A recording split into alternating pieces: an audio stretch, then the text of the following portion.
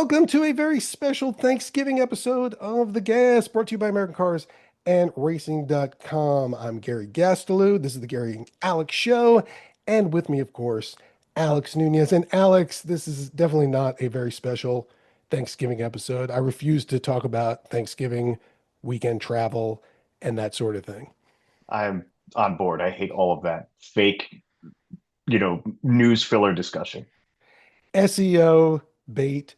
That said, though, I was looking at the gas prices just because I keep seeing those stories that are all made up anyway. And they're pretty much exactly the same as they were last year. And even if they were $1 more this year over a 100, 200 mile Thanksgiving Day trip, if that $5 or $10 is killing you, I think you have other things to worry about financially. I agree. Listen, I'm the king of using like the rewards points for the frequent like fills or whatever for the gas station that I go to, because I'll be like one week I'll be like, oh, got 50 cents off between this and the supermarket points. And it's like $2 or whatever at the end of, a couple bucks at the end of the day. But people love to talk about it, It's if the number gets under three, at least up here where we are, that's a win. Hate to put you on the spot, Yeah. but do you have any guess as to how much a gallon of gas costs, gallon of fuel, I guess, in Formula One? I don't know. Roughly $100, I understand. I think there's a little wiggle room there. But next year, they're going to be switching to a new sustainable fuel, which I'm not even sure exactly what that means yet. I don't think it's the carbon stuff they're sucking out of the air. That's down the road a Yeah. couple of seasons, but it's sustainable in some fashion. And apparently, it's going to cost on the order of 600, 700, maybe even $1,000 a gallon. That would be a problem on Thanksgiving. Highly sustainable for the person selling the sustainable fuel, that's for sure. We're talking a lot about Formula One these days with Cadillac and Ford heading to the series, but sometimes it goes the other way with open wheel racing. We had McLaren come to IndyCar a couple of years ago. Prima Racing, they're Formula Two, but they're part of that ladder, coming to IndyCar. And then there's the drivers, Marcus Ericsson, Alexander Rossi, Takuma Sato, of course, just to name a few of the recent ones.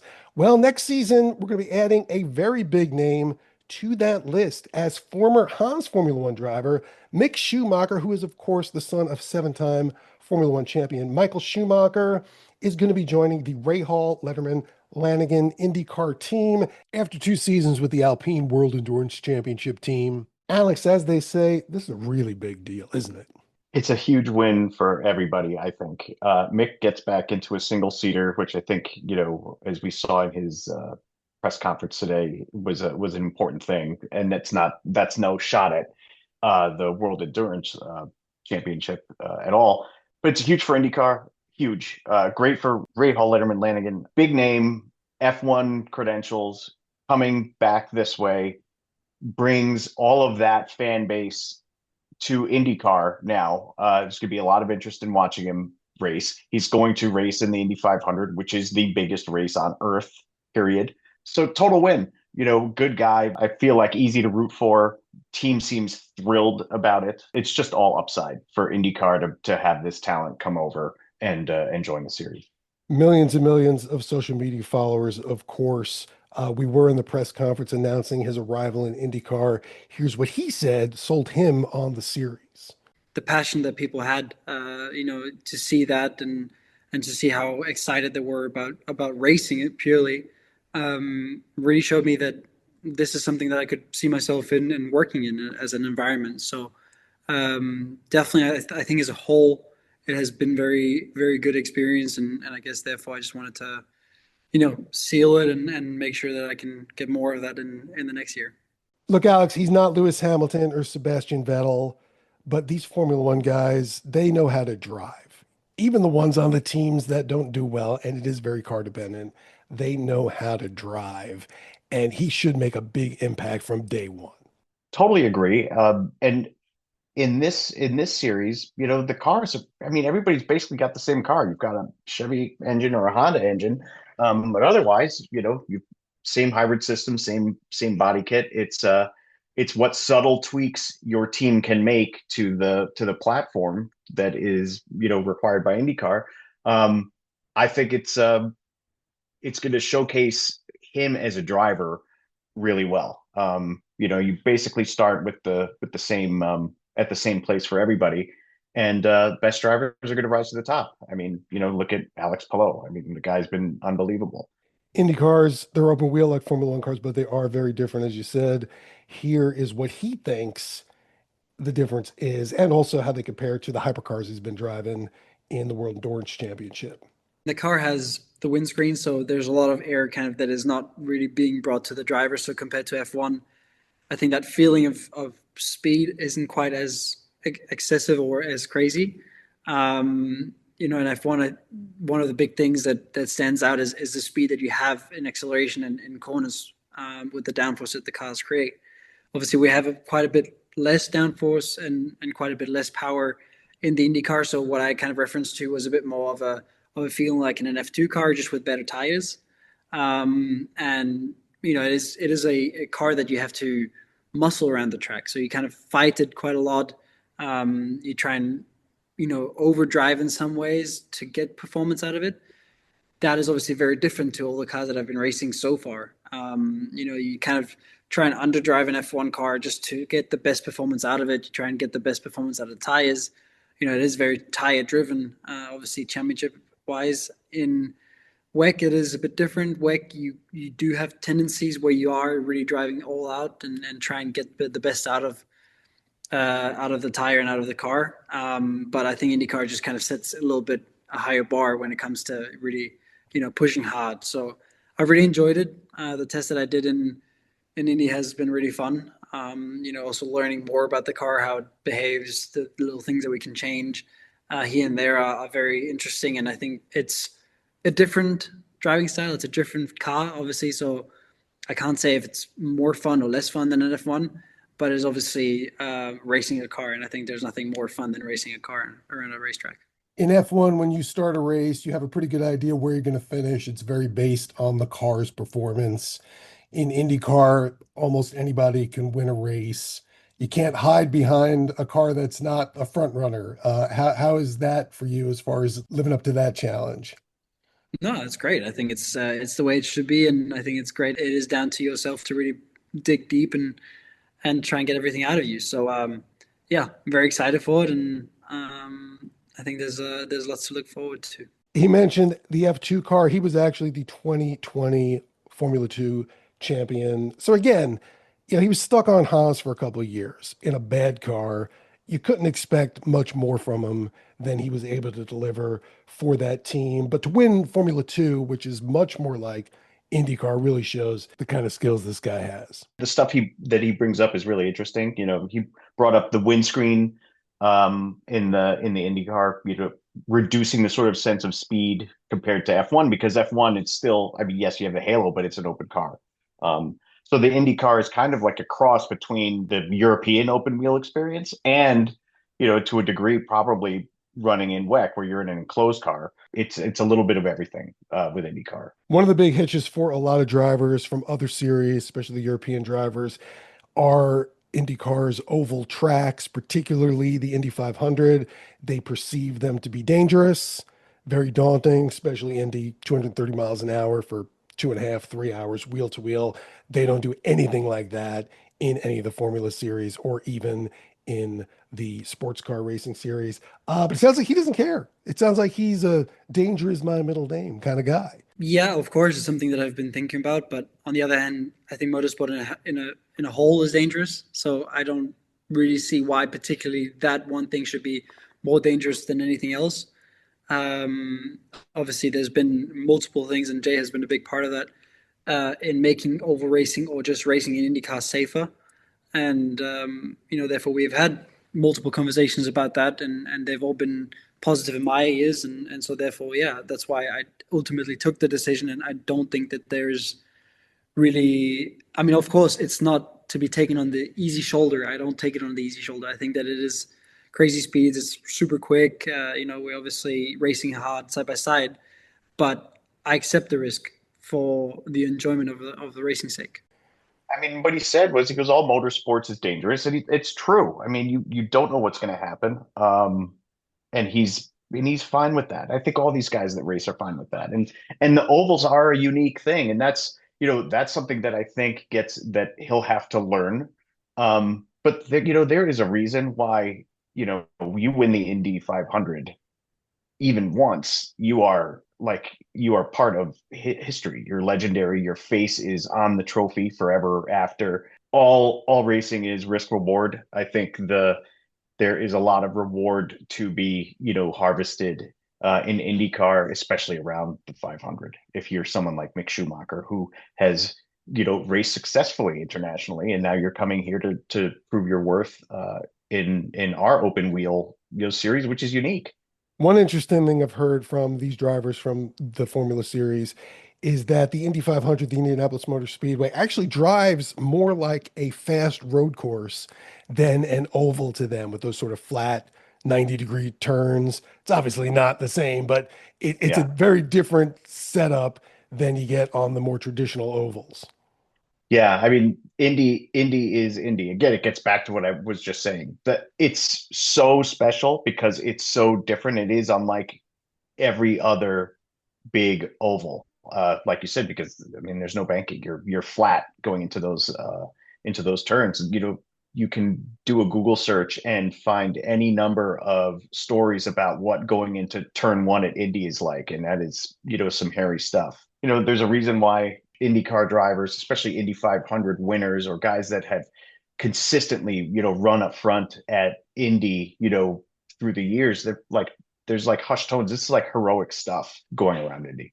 One little interesting thing I noticed, his father, Michael Schumacher, seven-time Formula One champ. AJ Foyt holds the record in IndyCar with seven championships. He's a young guy, he's 26, and maybe he's got a shot at tying that record. Yeah, I mean, that's the other thing. This is a young driver. It's not like when, Fernando came over and did the Indy 500 those few times with McLaren. This is not a sort of guy at the tail end, doing something because it might be interesting or whatever. He's going to be all in, and he was up front. He's all in on IndyCar. I think somebody else asked because RLL also is running in IMSA, this year in GTD Pro with McLaren, and they're like, oh, is there an potential for you because of your sports car pedigree also that you would take part in RLL's IMSA program. And he's like, no, he's fully focused on IndyCar, all in. That's it. This is what his pure focus is. I think we're going to see some interesting growth through the season from him. Well, while IndyCar's wrapping up its silly season, Alex, NASCAR's off season is about to get a little crazy. The antitrust lawsuit, followed by 2311 Racing and Front Row Motorsports against NASCAR over the latest charter agreements, going to trial next week. And there have been some bombshell exhibits released ahead of the court proceedings, among them some text messages from 2023 when NASCAR Commissioner Steve Phelps, who was then the president of NASCAR, called team owner Richard Childress a stupid redneck, an idiot, and a dinosaur after he had made some critical comments about the next gen car and how the teams would benefit under the new media rights deal tied to the charter negotiations. With us now to unpack that and the lawsuit in general is Mr. NASCAR News himself, Fox Sports reporter Bob Pockrass. Thanks for joining us, Bob.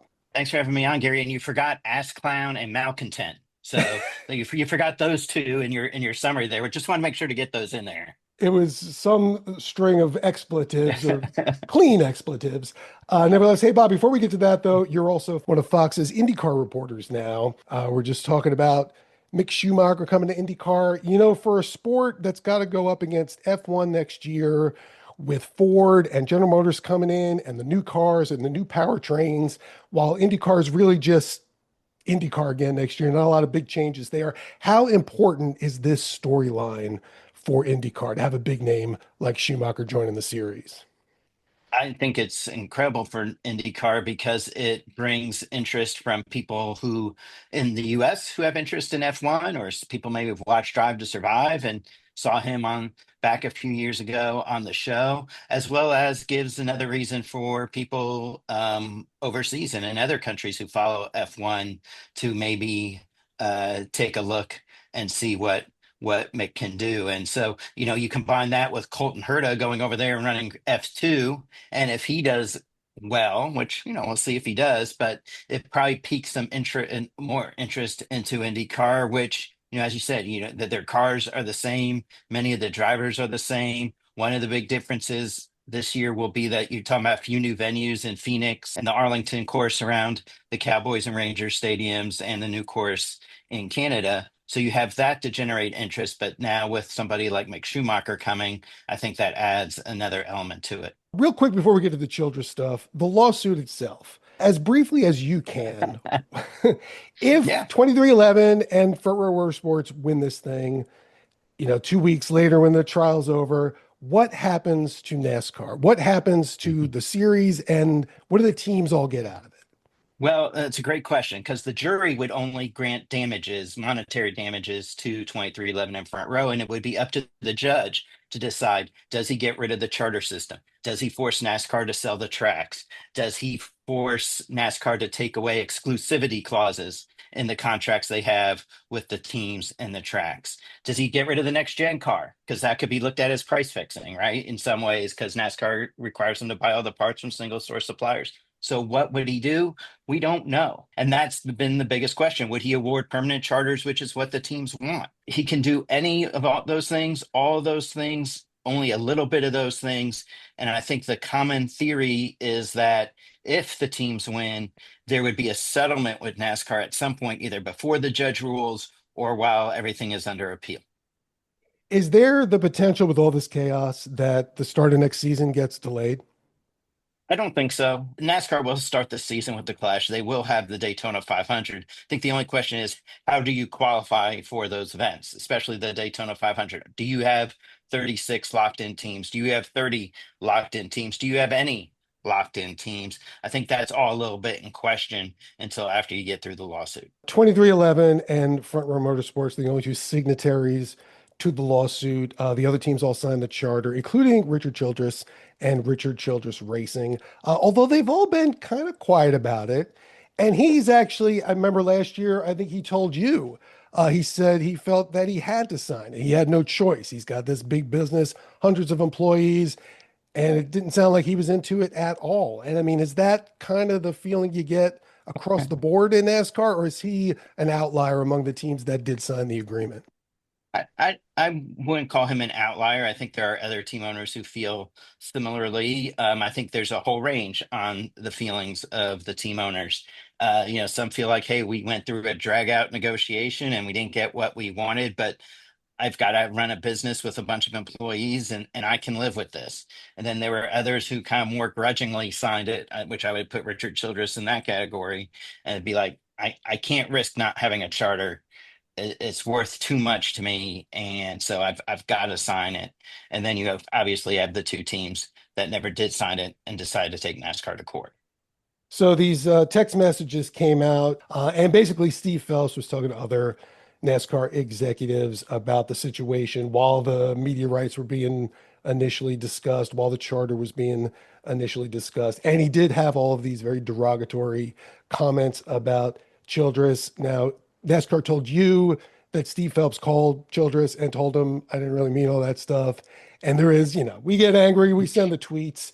But from a statement from Richard Childress Racing, it sounds like they are not happy with the apology, they're disappointed in the defamatory statements, and that it shows how the series views the team owners and that they're considering legal action regarding that. Not exactly sure what that would be. But how do you think that part of this plays out and how important that's going to be to the case itself?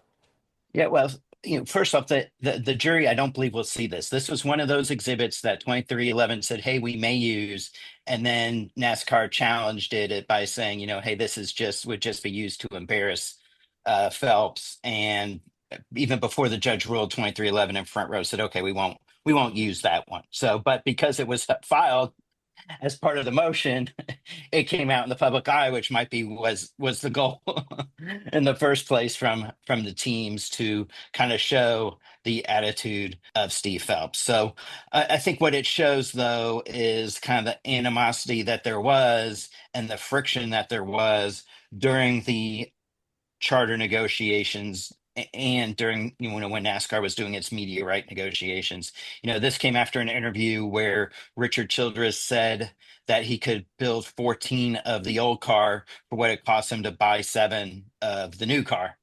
And he said, when asked whether the new media rights deal, the potential of a new media rights deal would be a positive, he was like, well, for who? Was his answer. He said, I'll leave it at that. And so that obviously rubbed Steve Phelps the wrong way. I'm not saying that it justifies what he said at all, but it's one of those things. They're mired deep in these negotiations. They aren't going probably as well as they had hoped. And it certainly, brought out the anger in Steve Phelps. And what type of case would Richard Childress have? I don't know that he'd have a defamation case, but the question would be is that NASCAR has made plenty of penalty rulings against RCR in the 2 years since these comments. And is there any way to say that those penalties were retaliatory versus just, for competitive competition reasons? The two big ones, Austin Dillon wrecking Joey Logano and Denny Hamlin at the end of Richmond last year, loses his spot in the playoffs this year. Austin Hill spinning Eric Almirola and getting penalized playoff points. Alex, regardless of how this goes for the lawsuit, the exposure of these messages, what do you think that does for NASCAR with the fans? Is this something that's going to seethe, or are people going to say, people say angry things and it's not a big deal? Honestly, I think it's kind of disastrous all around. Everybody's on social. This stuff is tailor-made for social, and the kinds of reactions that come there on those platforms. And I mean, you're on X, I'm on X, Bob's on X. I mean, you see the reactions. Fan reaction in general is not favorable, especially to the Childress stuff in particular. But I mean, broadly, I think the fan reaction has been negative. Fair is fair. There are fans that are coming out on NASCAR side, of this stuff also. But overall, it's just a terrible look for everybody. I mean, next week, if anything, all of this stuff makes the coverage and chatter around the trial uglier even than it is now. So I can see why the judge months ago came out and said, you really don't want this to go to trial. It's not going to be good for anybody. And I think that's true. This has gotten ugly fast, and it has the potential, I think, to get worse. I mean, Bob is like living this minute by minute, so I'm sure he's got additional insights there. But this is not a good look at all. Bob, Denny Hamlin's been saying all along the truth will be told on December 1st when the trial starts. Is it all out there now? Or are there any more surprises between now and Monday? I mean, I don't think there'll be any surprise between now and Monday, but during a 10-day trial, you never know what's going to be brought up. The exhibit list is about 1,800 potential exhibits. Now, obviously, they're not going to put 1,800 exhibits in trial. There might be only 40 or 50 of them, but there's a lot to pull from there. I would imagine that there's still more stuff in there that would make things look ugly. The judges warned both sides that they shouldn't be as confident as they maybe seem to be.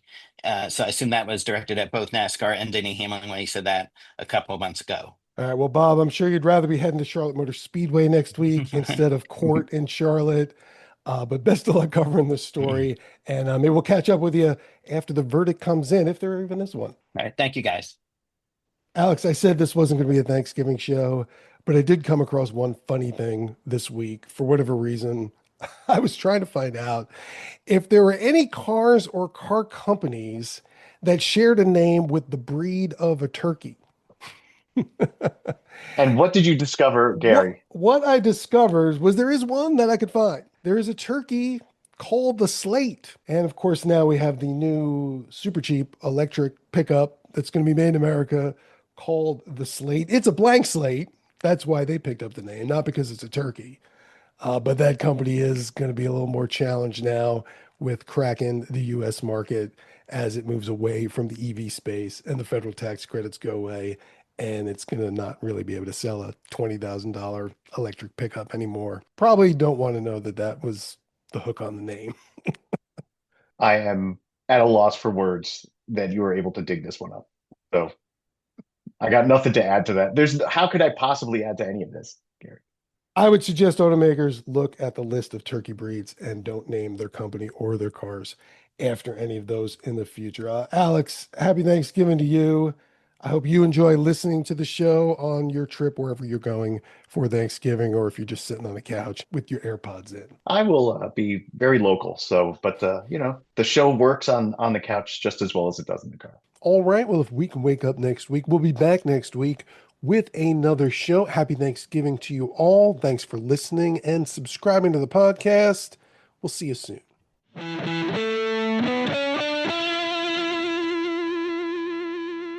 The Gas is a production of A-Car Media and American Cars and Racing.com.